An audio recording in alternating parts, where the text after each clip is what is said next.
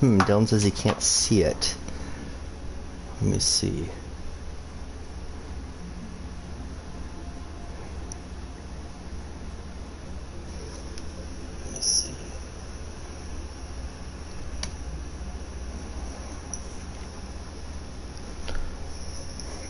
Oh, cool, there's chat. So, maybe Dylan can... Oh, cool, there's chat. So... Okay, cool. So yeah, maybe you can just chat or something. Can you try chatting to see if I can see it in PlayStation? Like on the... Because otherwise I have to be by my computer.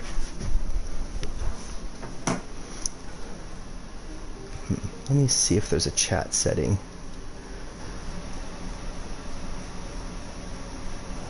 View comments.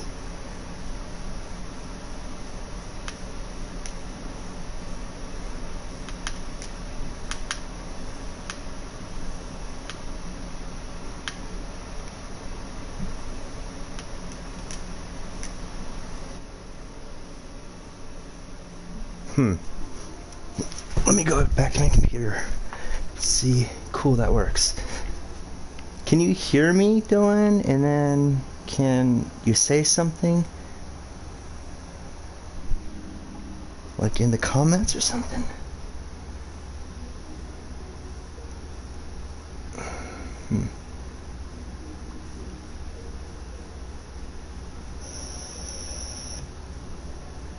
Oh, there's the chat. Yeah, okay, I can't see that in PlayStation. Oh, bummer. You know what, I'll just bring my computer over there and I'll just do that. Okay, so, what do you want me to show you? Do you want me to show you sculpting? Do you want me to show you animation? Do you want me to show you logic? Do you just want me to show you some of the stuff I've been working on?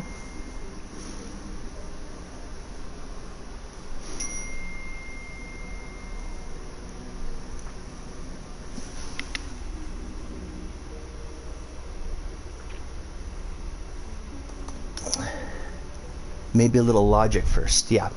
So, okay, that's what I'm working on actually right now with Conway's Game of Life.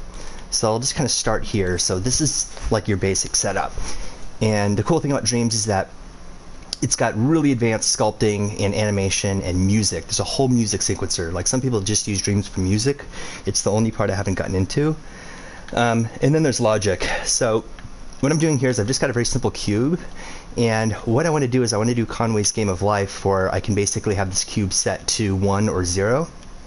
And then depending on the surrounding cubes, it will either kill this cube or it'll take a 0 cube and turn it into a 1, right? I think you've seen that before. Blah, just over process as you do it.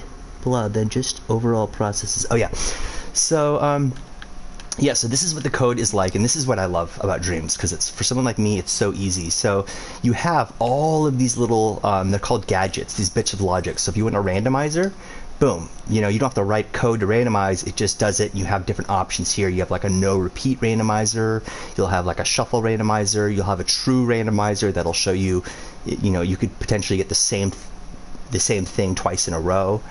So that's like the randomizer. And then, you know, there's all these things like circuit boards, for instance. So this is just a way to organize your logic. This is just like a class. And you can actually say, I want to treat this like a circuit board, so I'm going to have an input and I'm going to have an output, right? And you can kind of see that this has got the input sign, this has got the output sign. And you could see the inputs and the outputs there. And what I could do is I could literally just wire these things up to each other, right? So I can take the output of this, plug it into the input of this, and then process that and turn it into the output of that. So that's kind of how you connect together logic. And then within this microchip, you can use all these gadgets, right? So there's a calculator, which is really confusing at first, but what this is basically is your if statement, where you can compare different variables and values and like do all sorts of math functions. That's a really big one. Then you have things like timers. So when you like start the clock, you know, the timer will start going. And of course you can go in here and say, okay, well, I want a, you know, infinite timer, or I just want a half a second timer. And then here's all the options. Here's all the inputs and the outputs, and every little setting in Dreams is controllable by gadgets. So for instance, let's say I wanted to have a timer that just ran for a second. Let me just stop my clock here. So what I can do here is just take this to a second. And then when you play it, it'll just run for a second and stop, right? But this will also give us a pulse when it's done stopping. So just like a circuit board, I think in real life there's pulses and signals, right? So I can plug this pulse into the reset, for instance. So when I start it, when I start my play again, it'll just keep resetting itself. And this is like a way you can keep track of, well, whatever you want. And then you can have this kind of controlling other things in here, right? So if you wanted to like only have this calculator active for one pulse every second, you can do that, and you can see it kind of blinks.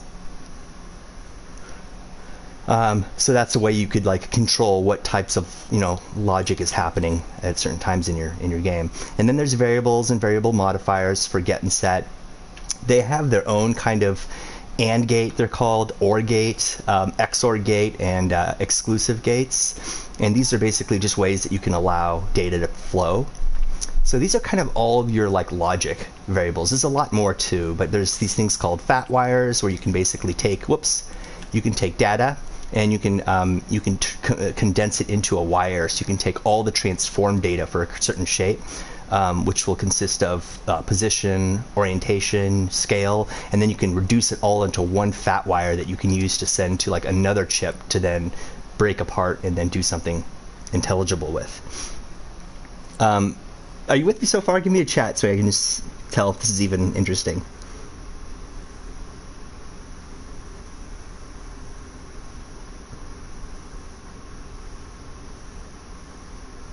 Blah, yeah. So then you have, and this is when it really gets cool. You have all of these are your inputs, and you have various ways of inputting. You can have a trigger zone, and the cool thing about trigger zone is a physical zone in your scene that when things interact with, you can trigger different parts of the logic, right?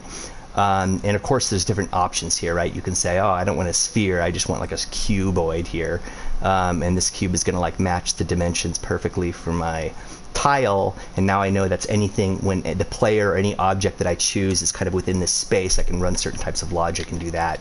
And then the most obvious one is the controller sensor, and this is just basically allows you access to everything in the PlayStation controller, including the touchpad, the fire buttons, and even the accelerometer, right?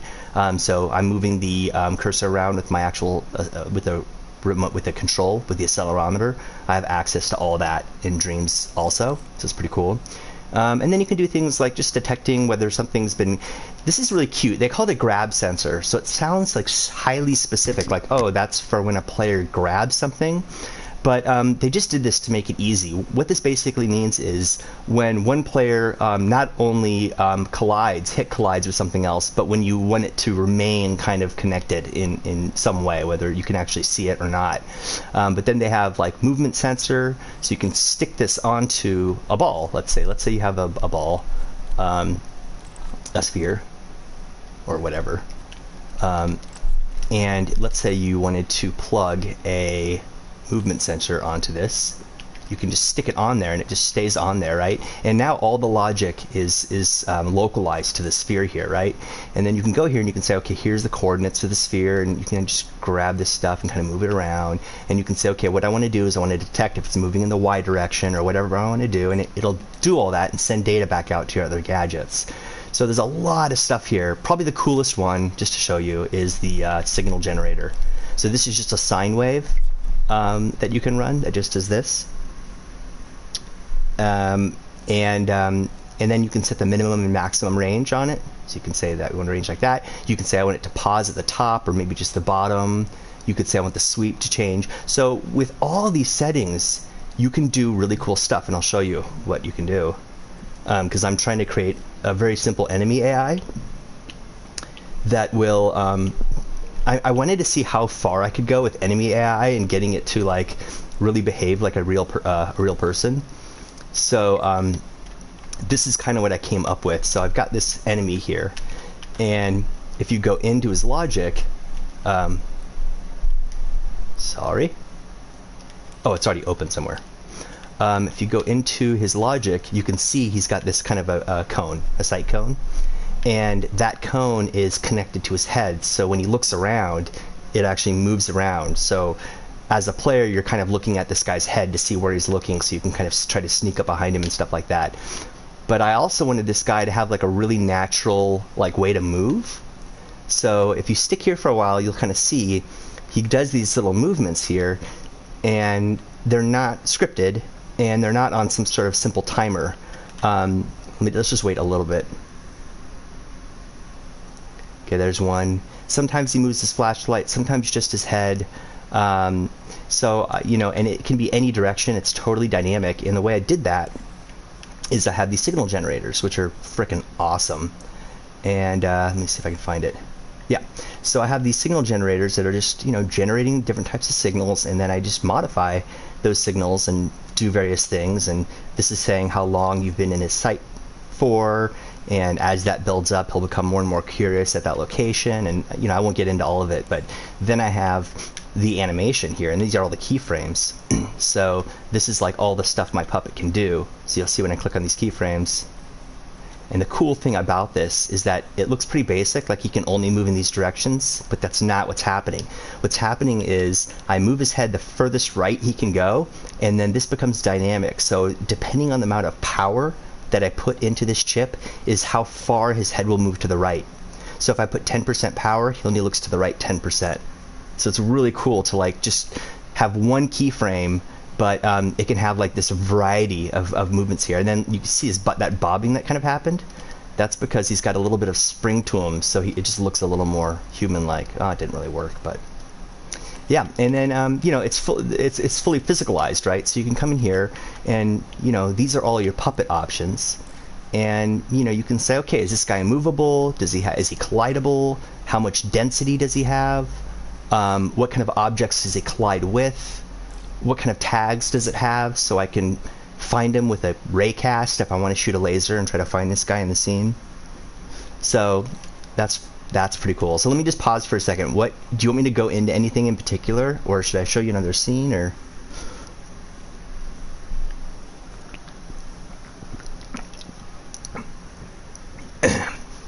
I started with a lot of people in sculpting. Sculpting is let me just show you this. Actually, this would be a good thing to show you. So let's say you create a scene, and the lighting is kind of dark like this. So you can go, I want to turn on the studio lights, and this just turns on all the studio lights, so you can sculpt and not have to worry about like your shadowy kind of moody environment, right? So check this out. This is really what got me so excited about Dreams. So you've got this grid that you can work within if you're building things like, you know, cars where things need to line up that are like not organic, or if you just want organic things to line up. And what they needed to figure out is they needed to figure out a way to build a game engine without making it so thermo-intensive. And what that is, I'll show you in a second. This is your thermometer. There usually are 3 thermometers. You have one for gameplay, one for logic, one for logic, which is gameplay, one for graphics memory, and then one for audio memory. And this is kind of like what it's all about. Like right now, people are starting to realize how to optimize these games, right? So when the Dreams guys, Media Molecule, said, okay, we're going to build this game engine that people can just use, they needed to figure out how to not let you create things that have too many triangles in them, and they created this brilliant system. So this is what got me really excited about Dreams. So I'll turn off the grid. So what I have right now is a cube, okay? The only shapes you're allowed to create in Dreams are, are these shapes here. Okay, these are your primitive shapes, all right? And the reason why they chose these shapes is because they're all, you know, very light and can be created mathematically very simply. The easiest one is the sphere, which I actually thought would be the hardest, because it seemed to me like there'd be just like tons of triangles, but there's no vertices in a sphere, and all it requires is a point and a circumference. So just 2 pieces of data, right? And they can do that. So so check this out. So what they said is, okay, well, how can we make this more interesting? Like, how can we allow people to create like really awesome things with just something really simple like this? Well, what they one of the things they did is they have something called soft blend. right? And this is what soft blend does. It's freaking amazing. So this, right? So now all of a sudden you have a shape that looks like it's like crazy polygons, right? But it's not. It's just these spheres here, and the system just knows if it's within a certain distance away, and the soft blend is turned to a certain amount, you know, just create this kind of organic shape, right? And then, as you can imagine, you can just do all sorts of stuff with this, right? Like, let's say you wanted to use a negative shape. Well, you could do that, and you can say, okay, well, I want to use a negative soft blend shape, right? Or maybe you don't. Maybe you're like, okay, I want this to be just regular. I want to just take a bite out of this thing, right? You could do that. And if you could see, if you hover over here, that sphere is still there. So the geometry is all there. There's no taking a sphere and tweaking it and like pulling a part out of it. What this does is it just allows you to create these really, you know, complex shapes with just primitives. And then you can paint them, and you can get really, really, you can get really in depth with this, but you can paint them, and people have done a lot of really interesting stuff. And then there's other tools that are kind of like the same thing, right? Like, let's say you have, let's say you want to build a staircase, okay? So what you might do is you might go into the grid. I know I'm talking fast. I'll stop soon, dude. And you might take this and stretch it out. Okay, cool. And then let's put it down on the ground like that. Cool. And then you want to say, okay, cool. Well, I want to, now I've got my one step here, and you might, you know, you might paint this and do a bunch of other stuff. But what you can do is you can do this thing called cloning. Whoops. And you can just, boom, instantly like that. And the crazy thing about cloning is this does not change your thermo at all. You can stamp a shape 1,000,000 times, and it won't change your thermo. So if I go into the Dreamiverse, for instance, and let's just do a search for structure. These are things that people created. I got a few things in the. I got one thing that I got some grass that I created that's in over 300 games. It's even been in some tutorials that I've seen online. It's cool. So let's just take this thing. Cool. So I just took this from some user, and I'm going to plant it here, and then I can just take this and I can just go. Oh, I keep doing that, and I can just go. And then just create like a hallway of these things, right? And this is all the same thermo. And the cool thing about this, I love this little feature because if I take off the grid and I want to do something kind of organic, watch this. I can do this and I can do that, and then I can go like this. And you can just create like these crazy things, right? And then, just to get really cool, Dylan, and show you what you can do with Dreams, you could say, okay, cool, now I've created this really cool kind of sculpture. Let's go over here and put something on it and see what happens. So let's put a puppet on this thing. And puppets are fully, wrong way. It gets kind of hard to see which way is up when you're working this far out. Sorry, let me just, I think this will work. Yeah, this is kind of a bad idea because this is kind of tough to even see which way I'm pointed right now. But you could just stick this guy in here. Come on, come on. Why is it so far away? Okay, cool. And then you have this like physicalized puppet, and he's having trouble staying up because this thing's pretty steep. So we can change that. And in fact, let's deselect this guy and let's make him a little bit bigger so he's got some weight and some gravity to him. Right, and then it's like, okay, well, let's actually see what happens when we play this and jump into playtesting. And this is just how easy it is to just frickin' build something. Oh man. Okay, let's get rid of. It doesn't know which guy I want to be, so I'm gonna get rid of that guy so it automatically goes. Oh, I don't want to be this guy either. Now it'll go up to the top. Cool. And where is that guy? Right here.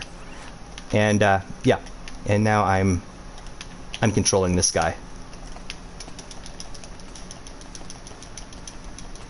Of course, it's like bugging out right now because you're not supposed to, you know, I mean, he doesn't know which way is up right now.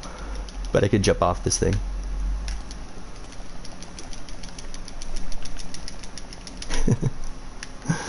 Anyways, all right, that's pretty much it. That's a little bit of a demo. Anything else you want to see? Like, anything?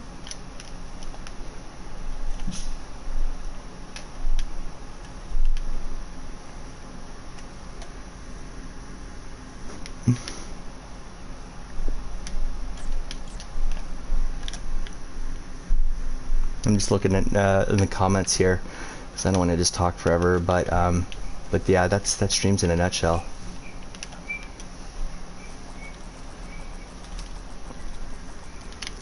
Cool. What's the game process so far? Anything solidified yet? Oh, for my game. So, unfortunately, I've been having some trouble with that. I'm going to exit this and kind of show you what I was trying to do. So I was trying to build a walking simulator, and the idea was that I was going to use my screenplay for Lured and just have this like dialogue kind of driven walking sim. And then I was going to do this kind of like isometric view where you have like some stealth options here, and the story is told kind of like in an environment like this. Of course, you wouldn't see these, like for instance, you wouldn't see those guides there. And then all of these numbers are just for me, so I know like which cube, because all these are cubes, so which cube Caitlin is currently on. But yeah, the cool thing here is that there's all this stuff going on with triggering.